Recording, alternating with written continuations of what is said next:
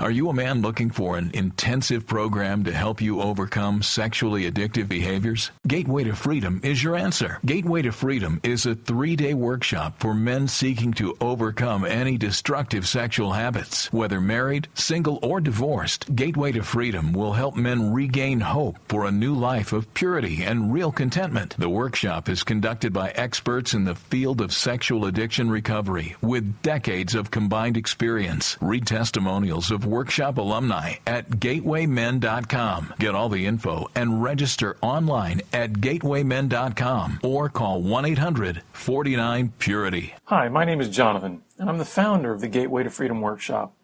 I want to personally invite you to be part of our next workshop coming up January 15th through the 17th in Texas. So call us today at 210-822-8201 or visit gatewaymen.com.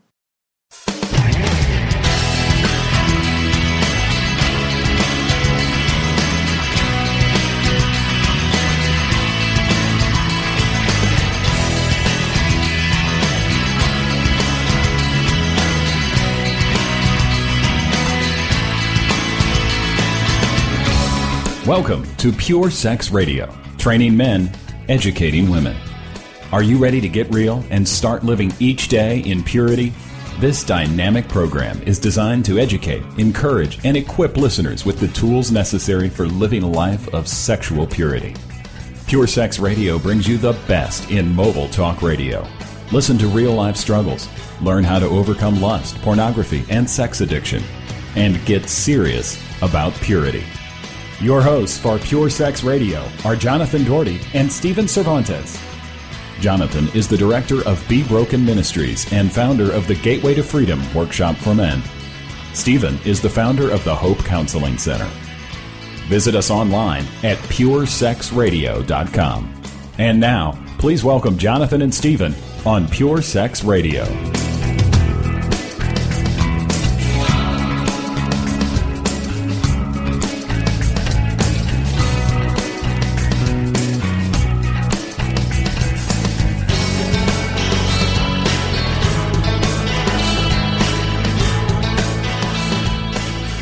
Good day, radio listeners. Welcome to this week's edition of the Pure Sex Radio broadcast. We're glad to have you here with us. My name is Jonathan. I'm here with Stephen. Stephen, how are you today? I see you smiling over there. I'm getting my response ready. And here it is. I have peace deep in my being. Awesome. That is great. Thank you. Well, we are into a brand new year here and just excited about what God has is laying out before us for the coming year. And we want to let you know that we have these workshops, Gateway to Freedom workshops. These are 3-day workshops for men who are really wanting to overcome any kind of sexual struggle or stronghold. This could be pornography. This could be, fantasy. Maybe they're struggling with inappropriate relationships, affairs, just trying to repair the damage that's been done and just really maybe understand why they keep going back to a dry well. And so the Gateway to Freedom workshop is a great way to do that. It's a catalyst. We do these workshops in Texas, Pennsylvania, Oregon, and Colorado. And if you'd like to learn more about that and how you can get to an upcoming workshop, simply go to gatewaymen.com or you can call us at 1-800-49-PURITY. Well, Stephen, speaking a little bit of the workshop, why don't you share with our listeners some of the things that we see at those workshops in terms of how we as men sometimes create some bad solutions to the issues and difficulties and problems in our lives? Yes, I really appreciate the Gateway Men. If you're a Gateway Man out there, you've been through one of our workshops, thank you so much for attending and for teaching Jonathan and I, because the truth is we keep learning. And you guys keep teaching us, and we keep learning. And the Gateway Men say it's okay to tell pieces of our story. We always protect one another's identity. No one has permission to tell anyone else's story. You only tell your story. Yeah, it's interesting because at the workshop we talk about how courageous these men are. And, at the first, they're like, you're out of your mind. I don't feel courageous at all. I feel broken and just, weak and spent. And yet this is another aspect of how I just see them as courageous and gracious men, because we've had so many men over the years that have said, man, if there's anything that you can use from what I've invested here this weekend from how I've poured myself out, feel free to do that. And that's just, to me, that shows that, man, underneath the crustiness that is accumulated over these men's heart, there is a soft and sensitive and gracious heart. And we just thank you, men, for allowing us to share what you have experienced in order that it might help others to break free. Amen. And I hope you're smiling and saying, hey, that's me. That's me. I was one of those guys. Because you're blessing us, so now we can send the blessing out to how many listeners do you think we have these days? It's hard to tell. It's anywhere between 30 to 40,000 a week. So gentlemen, you are now blessing 35,000 listeners this week because you gave, and it is more blessed to give than receive. So I'm listening to these guys. They come to the weekend, and we have them tell stories about, growing up years and then sexual history and what messes have you made and who are you emotionally. And we're always trying to put these two pieces together. And I hear these themes over and over of what a guy says he does, or I see it. And so maybe I'll just go down the whole list, and then we're going to come back and peel this list apart. And look, please remember, we are not gods. We are men trying to figure out life. And so we're not going to get it perfect.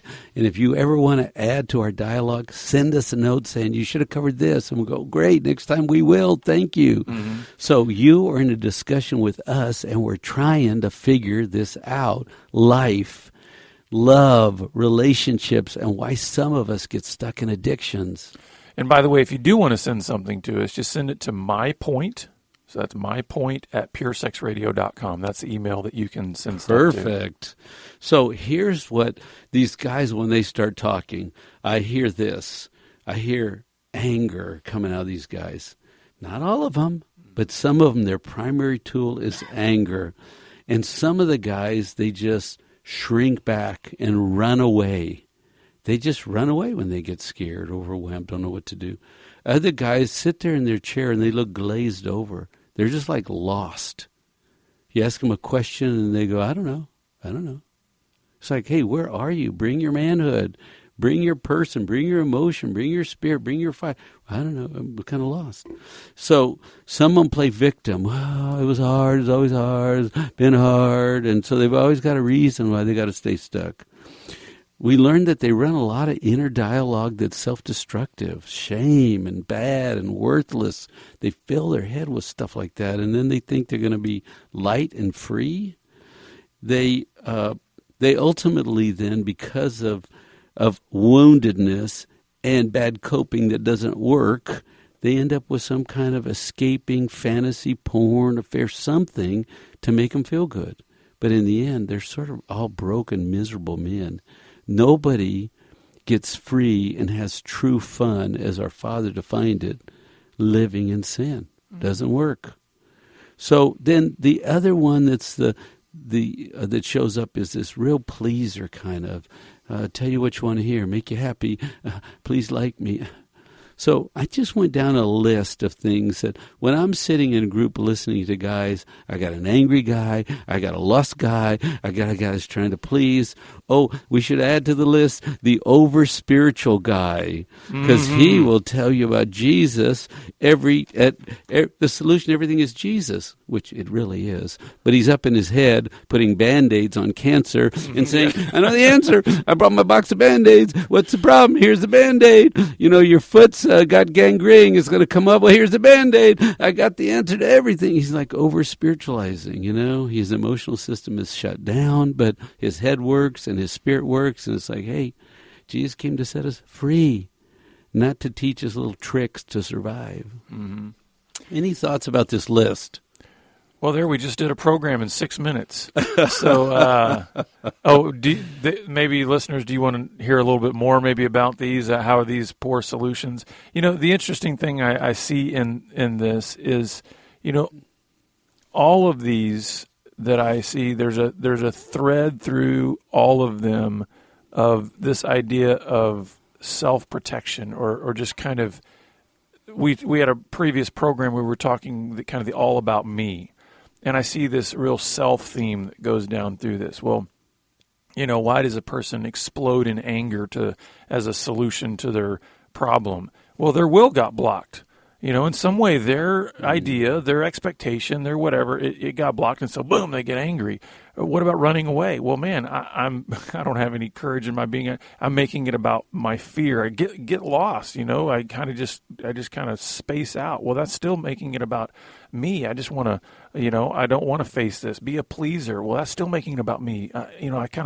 When I please other people, they give me strokes. They tell me how wonderful I am and all that kind of stuff. And what about a victim? Well, that's certainly making it all about me. Everything has to revolve around me, and you got to feel sorry for me. What about shame? Shame is still all about me because it's running tapes over and over and over again in my head about who? Me. Now it's running bad tapes, but it's still running tapes about me.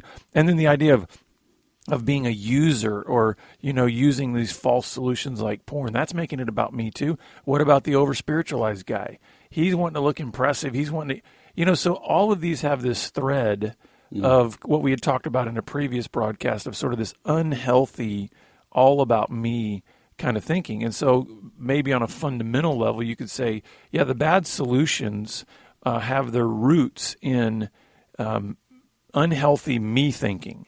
The idea of saying, and really, if you think about it, if you have unhealthy me thinking, and your solutions are coming out of that, wouldn't it serve the reason that you're going to have bad solutions? Because, Stephen, you mentioned earlier, we're not the God, right? No, we're not. But when we act like we are, what kind of solutions do we come up with? Bad ones. When we act godlike. When we act like we're the not, God. when we're faking it. When we pretend like we are. That's good. We're going to come up with some bad solutions. So I want to go into these because, we're not here to create more guilt in you. But if you're an angry person, think about your anger, if you would.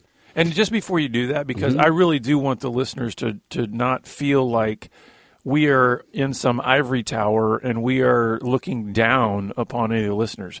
Listeners, I want you to know that every single one of these things we've mentioned, I have participated in my life. I'm not kidding. Every single one. Anger, run away, get lost, be a pleaser, victim, shame, user, overspirit. So know that we are coming to you as brothers. This is we're not superiors in any way regarding these issues. So let's think about anger a minute. What is it about anger? The first thing that occurs when somebody gets angry is everybody moves away. You're at the grocery store and somebody starts yelling, everybody moves. You always flee from anger. Anger is powerful, it's dominant, and it takes over. And everybody gets away and goes into safety, self-protection. So why not use anger when you don't know what else to do? Push the other person away. Anger is fast, it's powerful, it's scary, it intimidates, it makes you the last one standing, and almost you justify this misuse of force, and everybody leaves you alone. Yeah, I was going to say the best way to get alone is to be angry. Yes. And we're talking about solutions here, right? I mean, they're bad ones, but it is a solution, right? If you don't want anybody around, be angry all the time. And eventually you won't have anybody around. Right. And if you bring a challenge to me, a thought, a scary thing, something I can't do, if you show me I'm weak, well, I got a universal solution. And you know what I think anger also does? It not only creates a wall or a barrier there, because sometimes what anger does, Stephen, is if you get angry at somebody or if you express anger towards somebody and they fire back, it gives you this false justification for whatever you do next, or a false rationalization for whatever you do next. Because let's play this out here. Let's say you come at me with a legitimate challenge to whatever I may be doing, or just even a request or something, and I fire off in anger. And you punch back. Yes. You know what? Whatever I do next, I can, in my own mind, create a rationalization that says, well, you did that to me, and so therefore, even though who really initiated the whole angry outburst? I did. Right. But we can still create this rationalization that if you fire back at me, then I feel totally justified in doing whatever I'm going to do next. And some people will come back, and then you're saying then that becomes the cycle. But my point is, look, if you're using anger, I mean, there is righteous anger. There's a time to protect the weak and vulnerable. We're not talking about that. We're talking about regular day-to-day stress and conflict and differences, and then you rule with anger. It says your emotional system is broken, and you got one favorite tool, and you're going to thump everybody and make them leave you alone because you don't want to press into a difficult issue.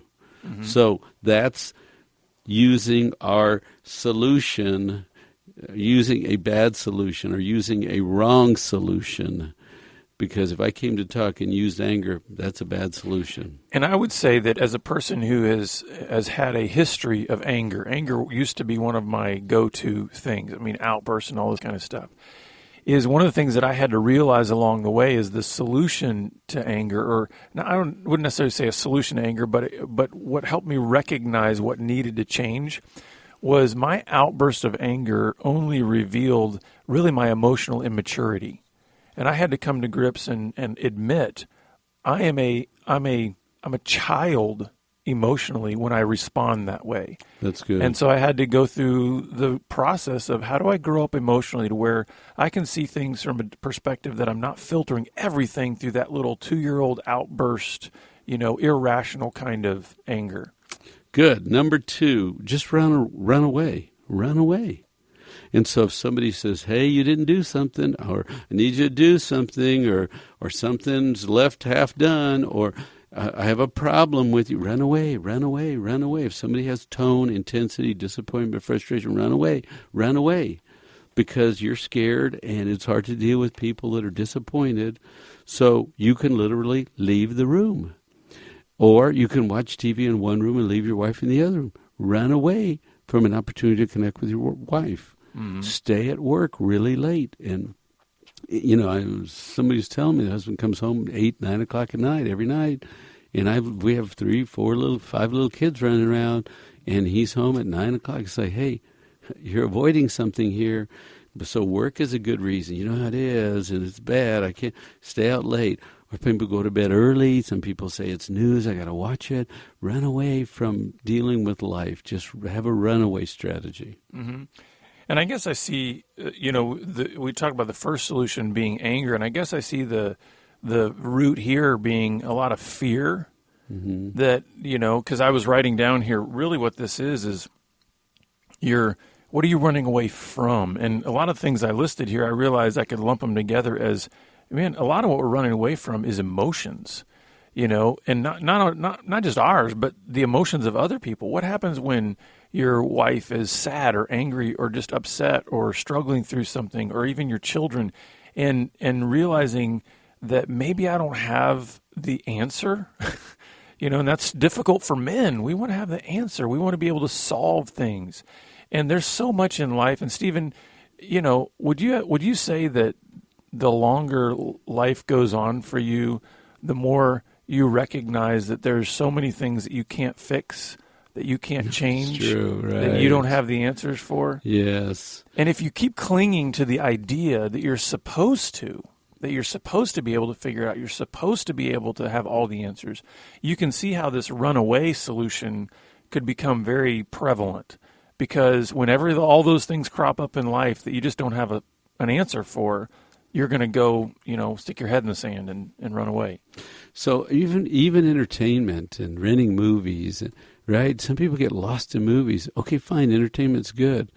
But there's supposed to be a supplement to life, not your primary source of running away into a movie and not taking care of the things that have to be done. Mm-hmm. So number 3 is getting lost. Some people just say, I don't know a lot. I sort of get tired of people saying, I don't know. I'm going to ask you a question. You have 10,000 answers in your head, 10,000 pieces of information. Could you say one, please? I don't know. I don't know. I don't know. That's a person that's sort of lost and trying to flag you off and get you out of their face and go, I don't want to deepen with you. I don't want to explore the issue. I don't want to know me, and I don't want to know you. So let's just live around this thing, and I'll be lost, and that'll be helpful. And you know what? I think this is in some ways, you talk about, you got the angry person that they like to lead with force, right? Right. So they want their solution to be, I'm going to push you away with force. This is the person that maybe they don't have that personality, but they push you away with passivity. They push you away with like. I think confusion. They use confusion. I was going to say they still push you away with like claimed ignorance. Yes, that's another way to say it. That's right. Because it's still creating a wall. Because if Stephen, if I'm asking you over and over again about your life or about just whatever else is going on, and the vast majority of the answer you give me is I don't know, what am I eventually going to do? I'm probably going to stop asking you questions. I'm going to stop exploring. Yes, because I'm confused about some things that happen, and I'm stuck doing repetitive things, and I don't want to do the work. It's too hard. Let me just go through surviving life and acting lost and living lost, and you acting like you can't figure something out. It's just easier to not try to do the hard work. So just be lost and let somebody else lead. Coast underneath somebody else that's strong. And you just follow that sort of wave. It's like a boat makes this wave, and you can get behind it and sort of coast behind it. Yeah, just get behind and just sort of, but don't lead, don't initiate, don't define. Just be lost. Can I give a little bit of a practical tip here for, especially for wives? Because here's what a lot of wives do, right? They come to their husband and they say, "How was your day?" Okay. And it's this massively broad question. Okay. Generally, how a man's going to respond to that is he's going to give you his agenda, right? I did this, I went here, I did that.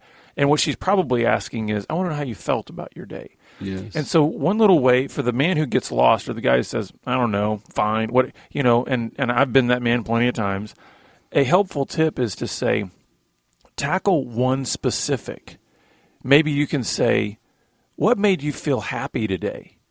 And get it a little narrower and try to get one thing. So in other words, focus on, rather than having this broad question like, oh, how's your heart? Or how was your day? Try to tackle one thing that's more specific about what you're looking for. It might help that lost person to get a better framework of what are we exploring here? Because sometimes I think the lost person feels overwhelmed.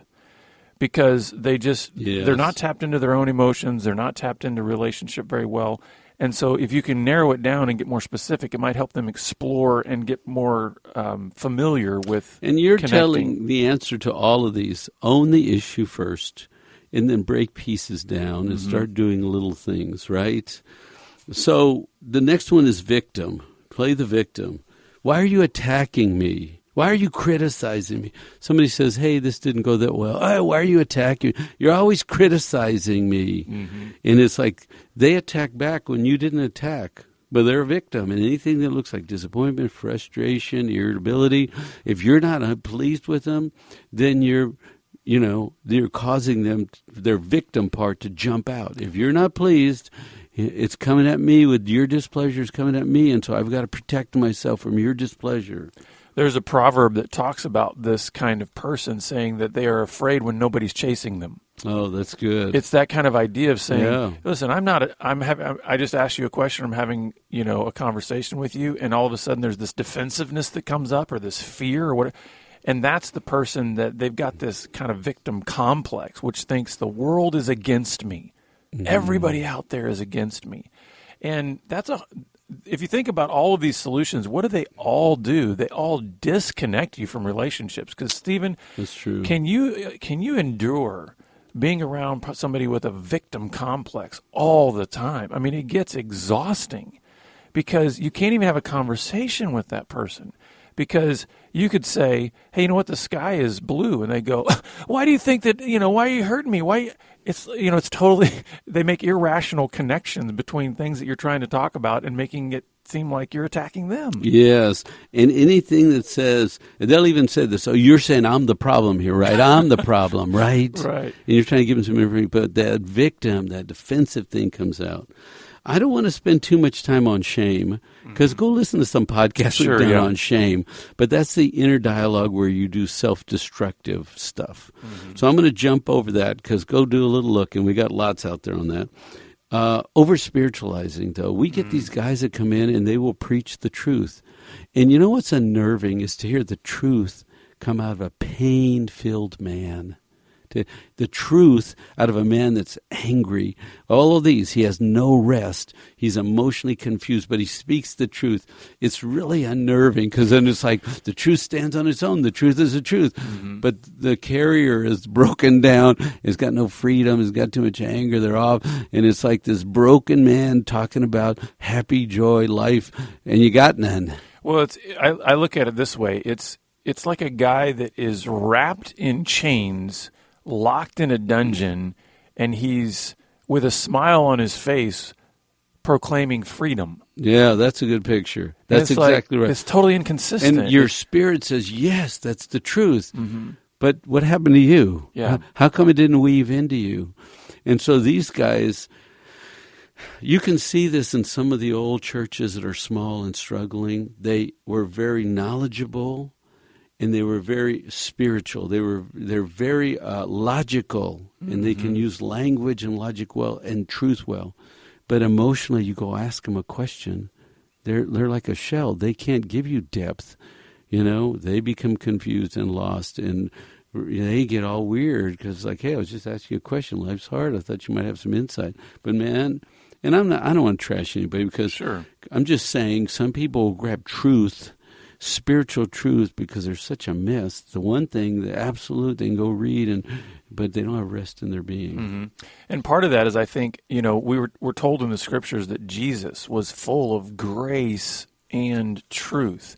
And sometimes we look at those as like, oh, we need to keep those in a 50-50 balance. Well, when Jesus was 100% truth, 100% grace. And I think sometimes we swing the pendulum to either side, meaning, hey, we swing it over to grace and we just sort of, we just have this oversized compassion. There's no sense of moral compass within that, and we just, we get in error that way. I think what we're talking about here is the error when the swing the pendulum too far the other way. In other words, we get so much up into our heads that we forget the grace component that says we are in relationship with other people. We are meant to be in community. We are meant to have a compassionate connection with other people. And when a guy comes in and his life is torn up, he's completely bound up in sexual sin, and then he starts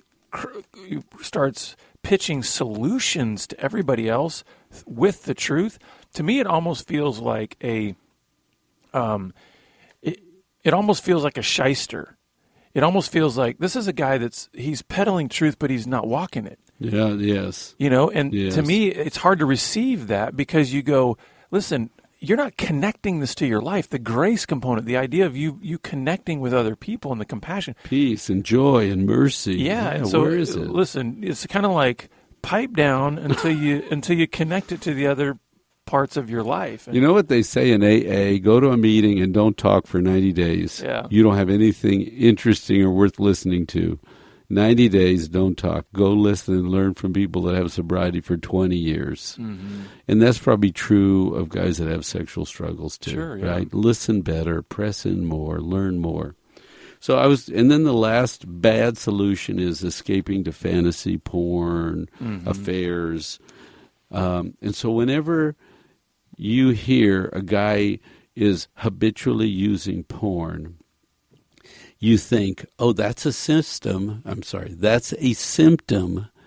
Using porn habitually is a symptom that this emotional system has no rest. Mm-hmm. It's broken. It can't find rest. And the only thing you can do is use his anger, run away, stay lost, be a victim, over-spiritualize, and when none of that really works, still escape to fantasy and porn. Mm-hmm. And escape from life, from yourself, distract yourself from the moment, from your relationship, from your pain, from your life. Escape, porn. And so in the last 20 seconds here, I just want to share with you what we think you got to do about this. You need to own it. In other words, like I was saying before, I recognize, listen, I get angry. I do these sorts of things. I had to recognize that and then pray and then submit it and then learn what it is to connect and do something else. And so if you want help on your journey, if you feel like any one of these areas are solutions that you are employing in your life, please contact us. We'd love to help you to break free and live in grace and truth. We look forward to having you back here again next week on the Pure Sex Radio broadcast. Pure Sex Radio is paid for by Be Broken Ministries. Visit us online at puresexradio.com.